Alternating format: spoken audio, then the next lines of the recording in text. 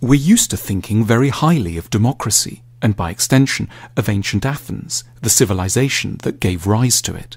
The Parthenon has become almost a byword for democratic values, which is why so many leaders of democracies like to be photographed there.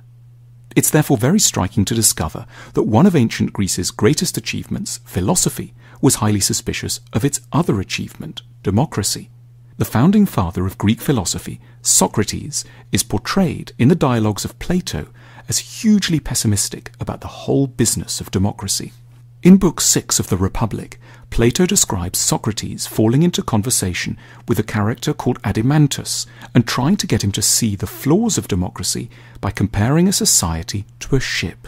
If you were heading out on a journey by sea, asks Socrates, who would you ideally want deciding who was in charge of the vessel? Just anyone, or people educated in the rules and demands of seafaring? The latter, of course, says Adimantus. So why then, responds Socrates, do we keep thinking that any old person should be fit to judge who should be the ruler of a country?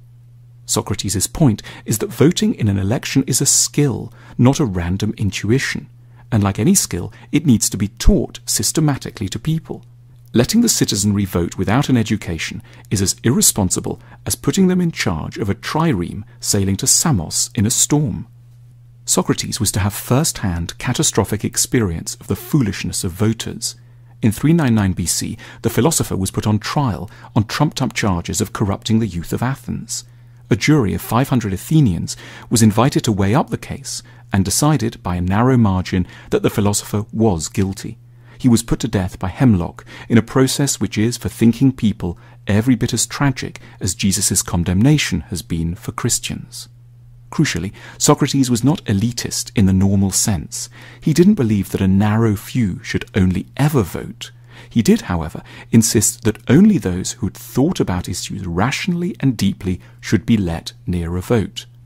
We have forgotten this distinction between an intellectual democracy and a democracy by birthright.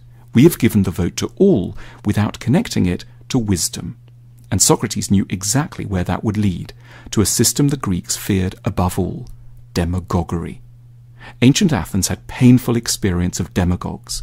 For example, the louche figure of Alcibiades, a rich, charismatic, smooth-talking, wealthy man who eroded basic freedoms and helped to push Athens to its disastrous military adventures in Sicily. Socrates knew how easily people seeking election could exploit our desire for easy answers.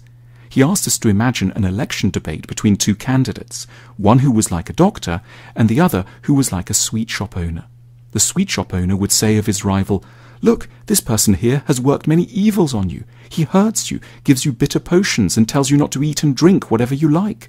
He'll never serve you feasts of many and varied pleasant things like I will."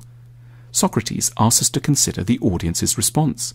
Do you think the doctor would be able to reply effectively? The true answer, "I cause you trouble and go against your desires in order to help you," would cause an uproar among the voters, don't you think?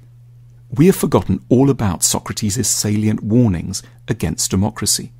We have preferred to think of democracy as an unambiguous good rather than as something that is only ever as effective as the education system that surrounds it. As a result, we have elected many sweet shop owners and very few doctors.